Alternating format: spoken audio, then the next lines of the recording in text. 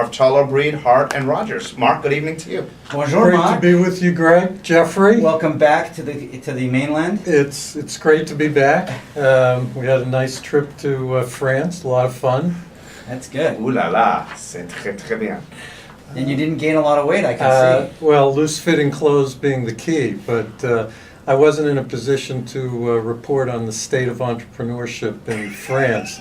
Yeah, I know it's. There were times it was hard to find anybody working, it seemed like, particularly between noon and 2 p.m. when everything seemed to close But up. they're enjoying themselves, right? They're very much enjoying themselves. What was your best meal, out of curiosity? Well, we were in a little town called Le Beau up in Provence, and we had a wonderful meal.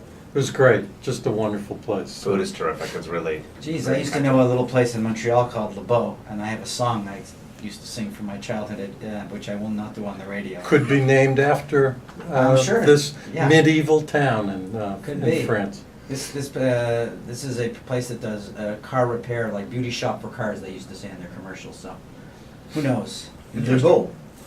In any event, wanted to follow up on, we've been covering the travails of the National Labor Relations Board and the courts on a variety of issues. I think most recently we talked about a decision in which the federal court decided that the NLRB was improperly constituted. There wasn't a quorum, and therefore it called into questions literally hundreds of decisions that have been made. President Obama made recess appointments, he thought, or alleged, and the courts upheld that they were invalid because Congress was not in recess, and that it's not up to the president to decide whether Congress is in recess, it's up to Congress to decide. This issue, however, doesn't, that I want to talk about today, is a separate issue that's been percolating through the courts.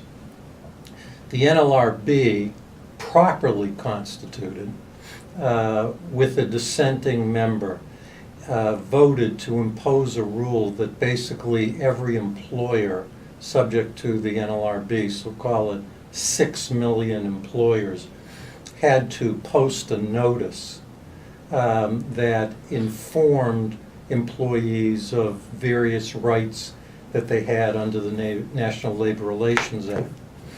The board also decided that if intranet or internet was used to communicate, the same notice had to be posted on the intranet or internet site. So it was bitterly opposed by employers and trade associations. And what was the content of the notice? The content of the notice, which was lengthy, was you have a right to organize, to form, join, or assist a union, to bargain collectively, to discuss your wages, to take action with coworkers to improve your working conditions, to strike and picket, to choose not to do any of these activities, and it's illegal for your employer to prohibit you from talking about or soliciting for union during non-work time, to question you about union support, to fire, demote, or transfer you, or otherwise take adverse actions because of your union support, to threaten to close your workplace if they organize. It goes on and on. There's probably So these are similar, though, to the posters that you see